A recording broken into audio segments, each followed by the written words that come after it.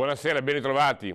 Con me in studio l'onorevole Massimo Bitonci. Benvenuto Bitonci. No. Allora io le dico che se tolgono l'articolo 67 della Costituzione che consente al parlamentare di non avere il vincolo di mandato, mandato che è il cittadino al quale... Grazie mille, vediamo l'opinione di Bitonci. Che l'idea è interessante, quella sul vincolo di mandato, ci abbiamo pensato tante volte, è che non è facilmente attuabile dal punto di vista costituzionale.